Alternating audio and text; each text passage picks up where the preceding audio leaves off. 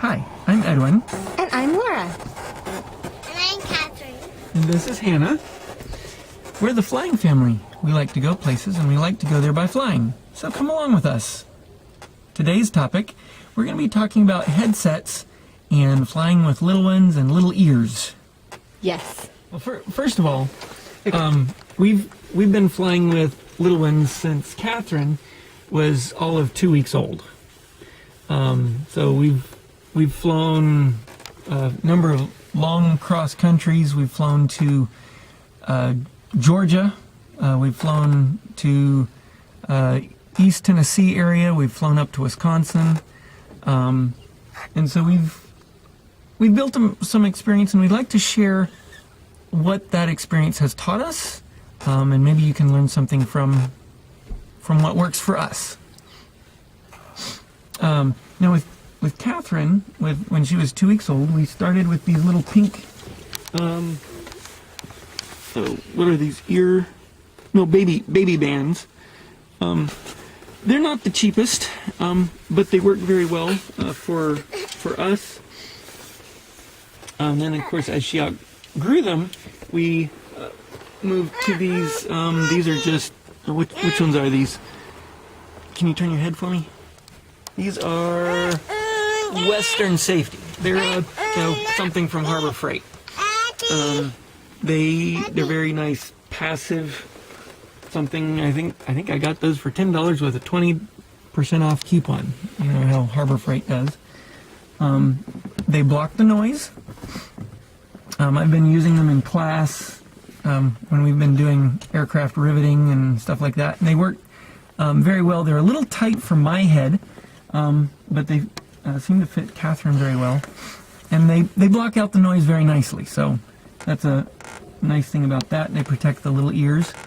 The pink ones, they protect the ears pretty well. I haven't tried them because they just don't fit me. Here, Hannah, can you come here? Yeah. Look, Hannah's gonna come sit in Daddy's lap. Okay, so, okay, there, now you're sitting there. Okay, so, one of the things that really helps is if they are a good fit. If the ear is too big, it breaks this little seal between their face or the side of their head, and the sound goes in through there. So you have to pay attention. Whoop, here we go.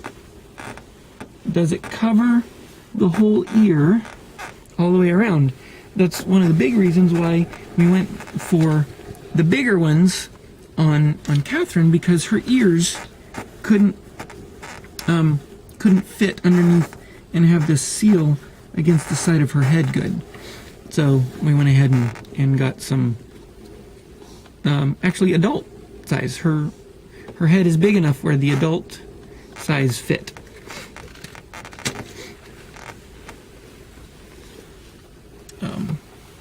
And aside from that, comfort. Aside from that, it's basically just comfort. Does it fit well? But the main thing is, do those seals seal well against the side of the head all the way around the ear? When Catherine was a baby and we got her first little pink baby bands, ear protectors, I thought maybe it would be a good idea for her to wear them around the house and get used to them. But I discovered that that's not such a good idea, because then she got frustrated and wanted to yank them off, and I was worried that she wouldn't keep them on when we were in the airplane. Even as a 2-week-old, she was pulling them off. She had them on her first flight. Yeah. So she was only 2 weeks old and was not happy with them on in the house.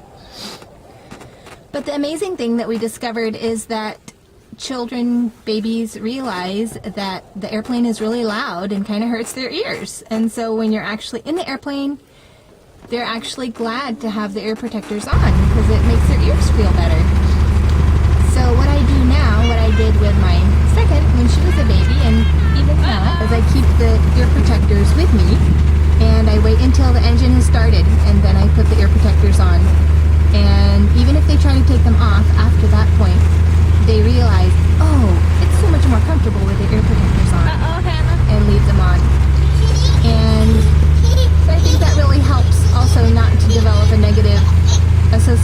ear protectors. If they only wear them when the engine is running and they realize they really do like them on. First, when I was thinking, oh, I needed to get actual headsets, you know, with the boom mic and everything, just like what I wear. But talking with some other pilot friends that had little ones, they said, you don't need that distraction in the cockpit. Just give them passive noise protectors that don't put their little voices in the intercom while you're trying to get your IFR clearances and get your discussion with other airplanes, ATC. You don't need that chatter. I can just imagine you hit that little transmit button and somebody in the back seat lets loose with, "Give me my toys!" ATC comes back, "What was that?" Yeah, that wouldn't be good.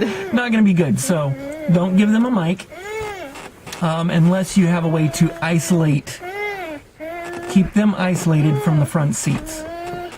Just because you don't need that distraction. Another little point about flying with little ones is their ears are designed different.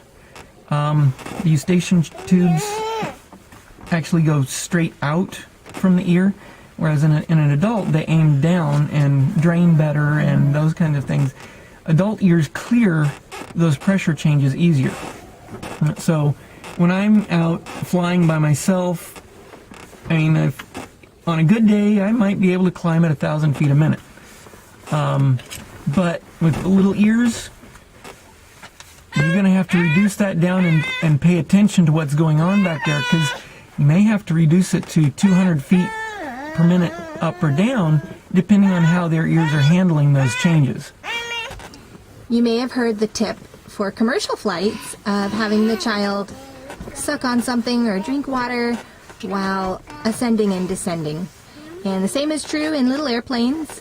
In fact, once the pilot is comfortable with the child being out of the car seat, then I remember times as soon as Edwin would give me the nod, if Catherine seemed to be having a hard time with the quick elevation change, I would take her out of her car seat and nurse her.